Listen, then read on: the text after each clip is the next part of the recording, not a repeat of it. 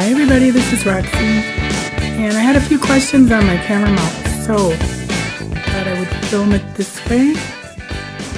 Got my camera on it, obviously. The tripods I had, both of them broke, so I was forced to do this, build this mount, which is a good thing because I absolutely love it. However, I can't put my camera on a tripod because I don't have one, so you can see it. But I thought I would just do this so you can see how big it is compared to my table. And then do, like, this is the area. So I think it's about that it films. So it is 10 by about 13 and a half. And that is plenty big for my area that I work with. If these legs were taller, these are, what were they? 15 inches, I think. If those were taller, then you'd have a bigger space.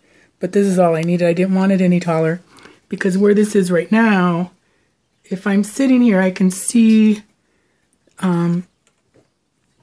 the top of my camera, so I can tell where I'm filming and that it's okay. And this height, from here to here, my camera focuses by its, autofocus is perfect. So that is working out really well. Then I'm going to take this apart so you can see all the parts as they are. So here you go. Here's the top piece, and that is 26 inches long with 2 elbows. Here's the screw with all the washers. I actually put 4 washers on instead of 2. And then the rubber washer. Here's the feet that go towards you, and those are 5 inches with end caps. The feet that goes away from you are 8 inches with end caps. And here are the 2 legs that are 15 inches for the height. So I will put this back together.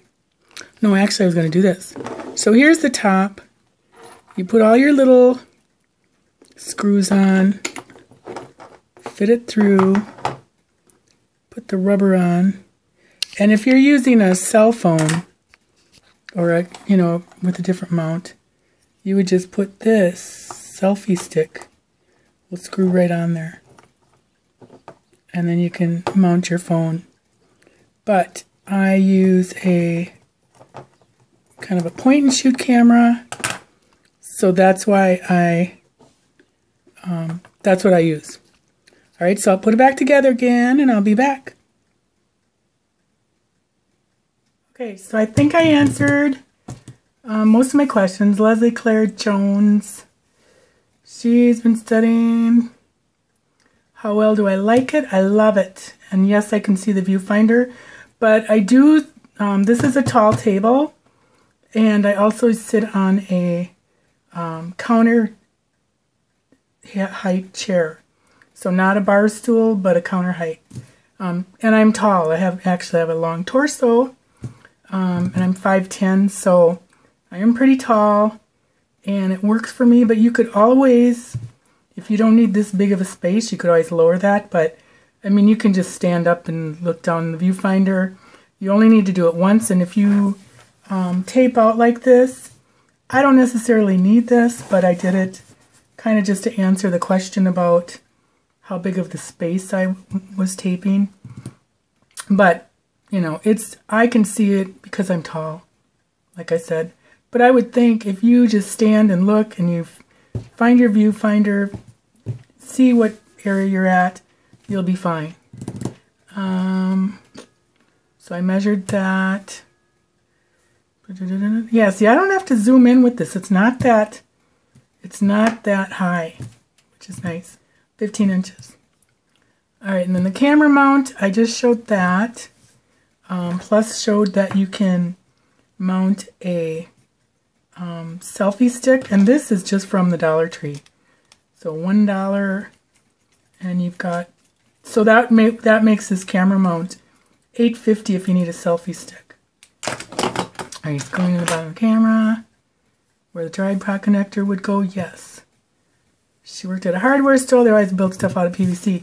PVC isn't pretty, but it's very practical and inexpensive. I know.